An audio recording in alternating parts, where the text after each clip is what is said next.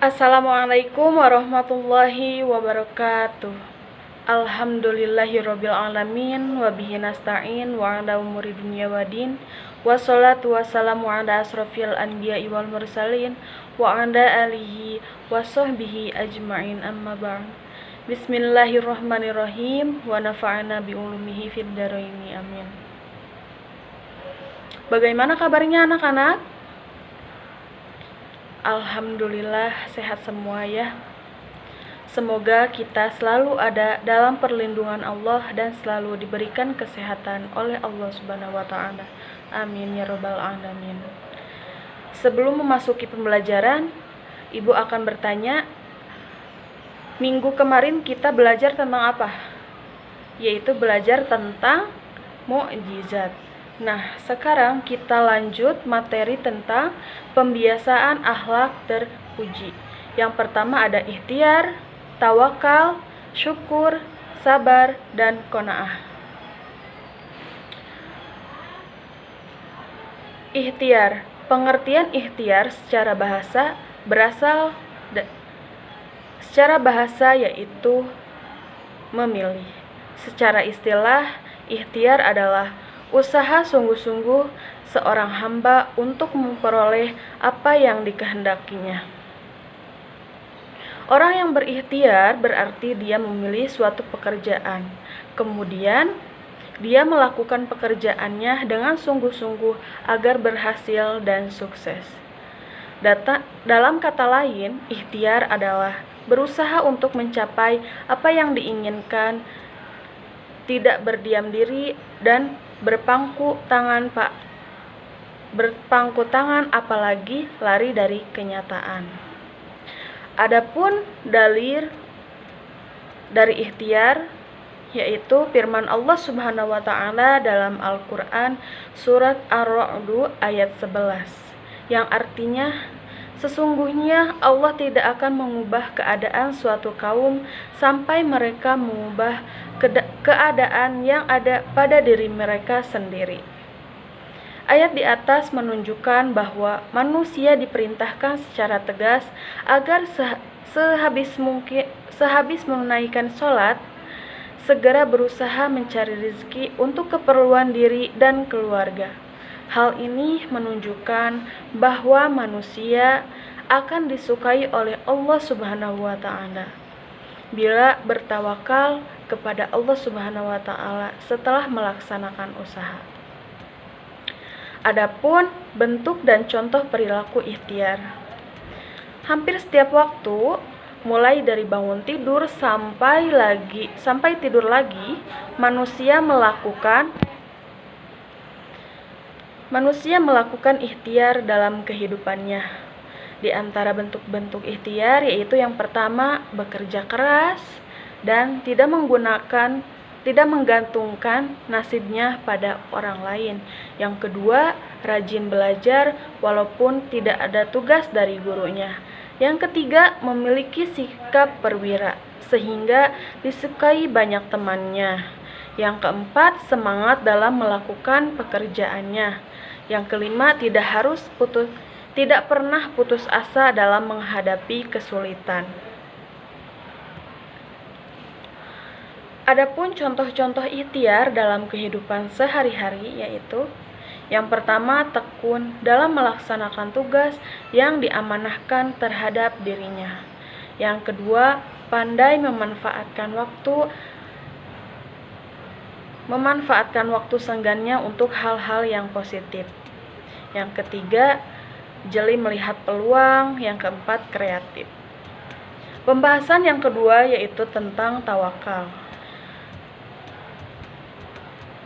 Tawakal menurut bahasa yaitu menyerahkan, mempercayakan dan mewakilkan urusan kita kepada orang lain. Dalam kaitan ini, penyerahan tersebut adalah kepada Allah Subhanahu wa taala. Tujuannya untuk mendapat kemaslahatan dan menghilangkan kemadorotan. Secara istilah, arti tawakal adalah menyerahkan suatu urusan kepada kebijakan Allah Subhanahu wa taala yang mengatur segala-galanya. Berserah diri kepada Allah Subhanahu wa Ta'ala adalah salah satu perkara yang diwajibkan dalam ajaran agama Islam. Tawakal dilaksanakan setelah manusia melakukan ikhtiar dengan maksimal. Maka tawakal kepada Allah Subhanahu wa Ta'ala tidak dibenarkan apabila menyerahkan segala urusan kepada Allah Subhanahu wa Ta'ala sebelum melaksanakan usaha semaksimal mungkin. Demikian juga tawakal yang ditujukan kepada selain Allah Subhanahu wa Ta'ala termasuk perbuatan syirik yang harus dijauhi oleh setiap orang yang beriman. Adapun dalil naqli tentang perilaku tawakal. Firman Allah Subhanahu wa Ta'ala dalam Al-Qur'an surah Al-Maidah ayat 23 yang artinya yaitu, berkatalah dua orang di antara orang-orang yang takut kepada Allah, yang Allah telah memberi nikmat atas keduanya. Serbulah mereka dengan melalui pintu gerbang kota itu. Maka bila kamu memasukinya, niscaya kamu akan menang. Dan hanya kepada Allah hendaknya kamu bertawakal, jika kamu benar-benar orang yang beriman. Nah, ayat di atas menunjukkan bahwa manusia dikatakan beriman apabila sudah bertawakal kepada Allah Subhanahu wa Ta'ala. Adapun contoh perilaku tawakal, salah satu bentuk perilaku tawakal yang dicontohkan oleh Nabi Muhammad SAW ditunjukkan dalam kisah sebagai berikut. Ada seorang sahabat Rasulullah SAW yang meninggalkan untanya tanpa diikatkan pada sesuatu seperti pohon, tonggak, dan lain-lain, lalu ditinggalkan begitu saja. Nabi Muhammad SAW bertanya, "Mengapa tidak kamu ikatkan?" Ia menjawab, "Saya sudah bertawakal kepada Allah." Rasulullah SAW tidak dapat menyetujui cara berpikir orang itu, lalu bersabda, "Ikatlah dulu, lalu bertawakallah." Adapun dampak positif dalam membiasakan perilaku tawakal.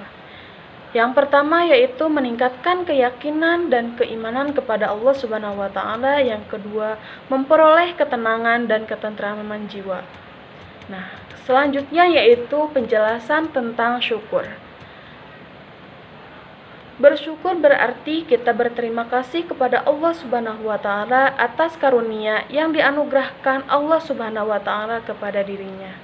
Sedangkan menurut istilah syukur ialah memberikan pujian kepada Allah dengan cara taat kepadanya, tunduk dan berserah diri hanya kepada Allah Subhanahu wa Ta'ala, serta beramar ma'ruf nahi munkar. Adapun dalil tentang syukur.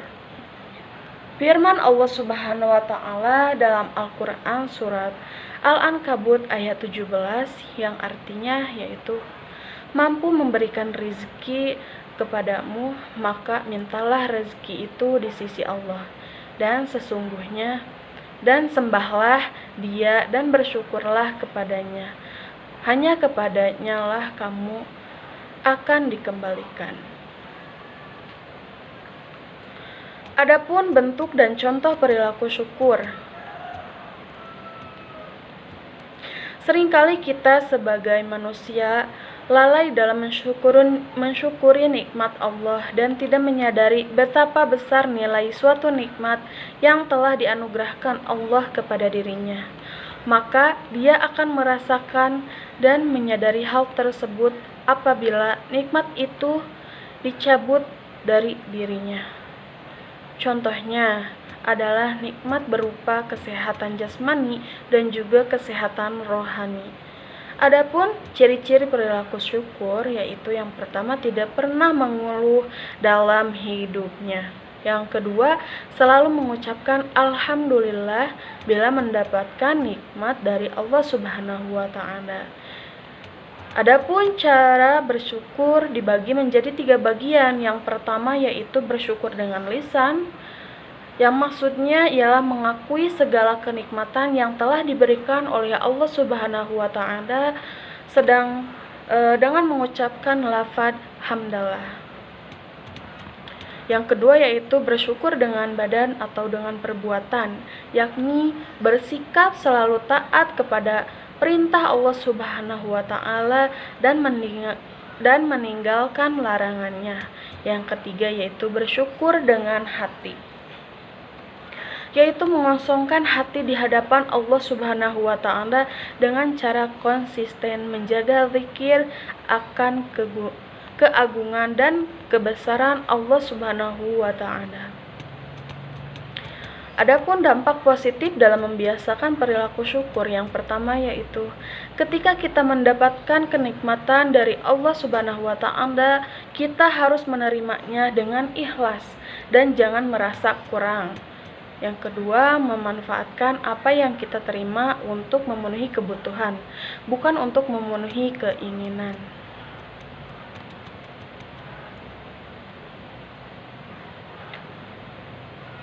Apa sih yang diperoleh dalam bersyukur? Dalam menjalankan bersyukur, kita akan mendapat jaminan tambahan nikmat dari Allah Subhanahu wa taala, mendapatkan ridho Allah Subhanahu wa taala.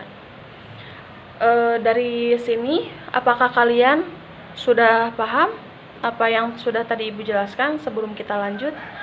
Apakah kalian semuanya paham? Paham ya? Alhamdulillah. Nah, adapun pengertian, kita lanjutkan pembahasan kita yaitu tentang sabar. Adapun pengertiannya yaitu sabar menurut bahasa yaitu menahan, mencegah, dan tabah. Sedangkan dari segi istilah, sabar adalah menahan diri dari sifat kegundahan dan rasa emosi, kemudian menahan lisan dari keluh kesah serta menahan anggota tubuh dari perbuatan yang tidak terarah. Jadi sabar di sini adalah suatu kekuatan, daya positif yang mendorong jiwa untuk menunaikan suatu kewajiban. Adapun dalil nakli tentang perintah sabar. Firman Allah Subhanahu wa taala dalam Al-Qur'an surah Luqman ayat 17 yang artinya, "Hai anakku, dirikanlah sholat dan suruhlah manusia mengerjakan yang baik dan cegahlah mereka dari perbuatan yang mungkar. Dan bersabarlah terhadap apa yang menimpa kamu. Sesungguhnya yang demikian itu termasuk hal-hal yang diwajibkan oleh Allah Subhanahu wa taala." Adapun bentuk dan ciri-ciri perilaku sabar. Menurut Imam Ghazali, sabar dibagi menjadi 3 macam, yakni sabar dalam taat kepada Allah Subhanahu wa taala, sabar dalam menghindari maksiat, sabar saat menghadapi ujian atau musibah dari Allah Subhanahu wa taala. Adapun ciri-cirinya yaitu tidak mau menyakiti orang lain, memiliki tutur kata dan budi pekerti yang baik, selalu menghormati orang lain, baik dalam perkataan maupun perbuatannya. Adapun dampak positif dalam membiasakan perilaku sabar, yaitu selalu ingat bahwa marah tidak menyelesaikan masalah. Bergaul dengan teman-teman yang baik, hati-hati dalam bergaul dengan teman yang memiliki karakter mudah emosional. Adapun dampak positif apabila kita membiasakan perilaku sabar, yaitu dapat membendung tipu daya setan walaupun mereka punya kuasa atau kekuatan yang besar. Allah Subhanahu wa taala menjamin kenikmatan dunia dan akhirat kepada orang-orang yang selalu bersabar, mendapatkan ampunan dan pahala yang besar dari Allah Subhanahu wa taala. Nah, yang terakhir yaitu penjelasan tentang qanaah. Kata qanaah berasal dari bahasa yang berarti suka menerima yang dibagikan kepadanya, rela. Secara istilah, qanaah berarti menerima keputusan Allah Subhanahu wa taala dengan tidak mengeluh, merasa puas dan penuh keridhaan atas keputusan Allah Subhanahu wa taala, serta senantiasa tetap berusaha sampai batas maksimal kemampuannya. Adapun dalil nakli perintah qanaah yang artinya dan janganlah kamu iri hati terhadap apa yang dikaruniakan Allah Subhanahu wa taala kepada sebagian kamu lebih banyak dari sebagian yang lain. Karena bagi orang laki-laki ada bagian daripada apa yang mereka usahakan, dan bagi para wanita pun ada bagian dari apa yang mereka usahakan. Dan mohonlah kepada Allah sebagian dari karunia-Nya. Sesungguhnya Allah Maha mengetahui segala sesuatu. Quran Surat An-Nisa ayat 32. Adapun bentuk dan contoh perilaku qanaah. Qanaah bukan berarti diam berpangku tangan dan bermalas-malasan, tidak mau meningkatkan kesejahteraan hidup. Tapi sesungguhnya orang yang qanaah adalah orang yang sangat kuat dan bersahaja. Dia giat berusaha sekuat tenaga untuk mendapatkan yang dicita-citakannya. Namun, apabila menemui kegagalan, dia tidak pernah berputus asa dan kecewa. Bahkan ia selalu sabar dan husnudzon dengan keputusan Allah, karena dia mempunyai keyakinan bahwa di balik semua peristiwa dalam hidup pasti ada hikmahnya. Adapun ciri-ciri perilaku yang mencerminkan sikap qanaah. Yang pertama yaitu tidak pernah mengeluh dalam menghadapi kenyataan hidupnya, merasa senang dengan apa yang ia miliki, tidak marah bila melihat orang lain sukses. Adapun dampak positif dalam membiasakan sikap qanaah, yang pertama, dalam urusan dunia kita melihat orang yang di bawah kita, sedangkan untuk urusan akhirat kita melihat yang di atas kita. Sering bergaul dengan orang tunagrita, tunanetra, dan orang miskin. Membeli sesuatu sesuai dengan kebutuhan dan kemampuannya.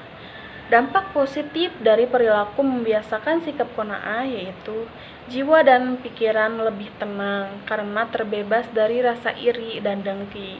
Yang kedua, disukai setiap orang. Yang ketiga, mendapatkan kebahagiaan dunia dan akhirat. Yang keempat, terhindar dari sifat tamak. Yang kelima, yaitu terhindar dari ancaman siksa yang berat. Nah, mungkin cukup sekian penjelasan dari Ibu.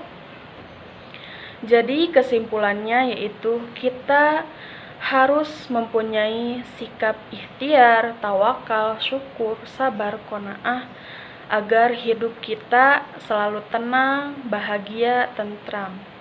Nah, untuk penugasan dari Ibu yaitu kalian membuat kelompok. Satu kelas ini dibagi menjadi 2 kelompok. Nah, nanti kalian membuat drama tentang ikhtiar, tawakal, syukur, sabar, dan qanaah. Untuk kelompok 1 minggu depan yang tampilnya, jika masih banyak waktu, akan ditampilkan sekaligus 2 kelompok, jika tidak hanya kelompok 1 saja. Nah, kalian membuat drama dengan baik ya. Mungkin cukup sekian dari Ibu, kurang lebihnya mohon dimaafkan. Bila ada tutur kata yang kurang berkenan di hati, mari kita ucapkan hamdalah bersama-sama. Alhamdulillahirabbil alamin. Wabillahi taufiq wal hidayah. Wassalamualaikum warahmatullahi wabarakatuh.